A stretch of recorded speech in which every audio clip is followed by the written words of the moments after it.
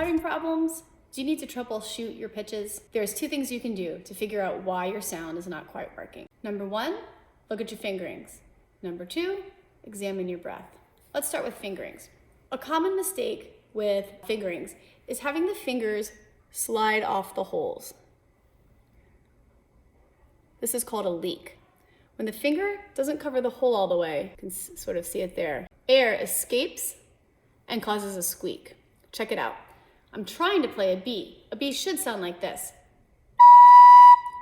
But if my finger slides off just the teensiest bit and I can't really even feel that, like it feels correct to me, but it's gonna sound like this.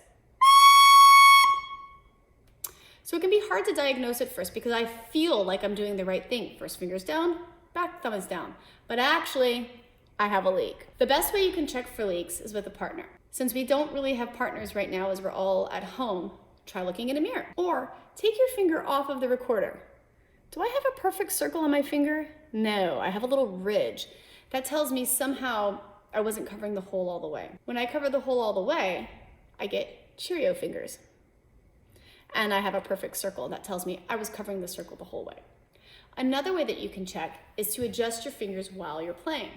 So if I'm trying to play my B and it just doesn't sound right, try just moving your fingers a little bit until the sound pops into the right sound, like this.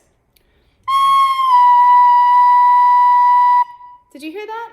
It kind of found the pitch. It found the pitch because I ended up covering the hole all the way.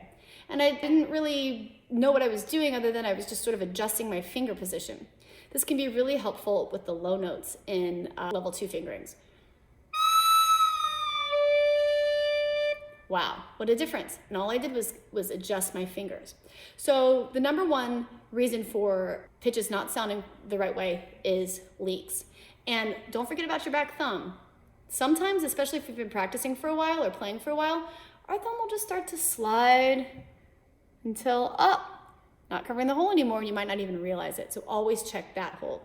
If the sound is pretty high, start with that, because that means air is escaping through the back before it can get to the other holes, making the pitch go up high. So number one problem for pitches not sounding correct, check your fingers.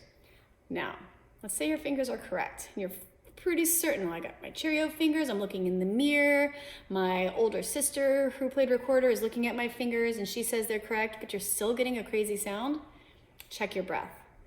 Remember, we talked about hot chocolate breath versus birthday candle breath. While we want supported air, that means we don't want to play like this. We want to play sitting up with lots of air coming from low in our bodies. We don't want to blow too hard. I'm going to finger a G, which is a really hard note in the beginning.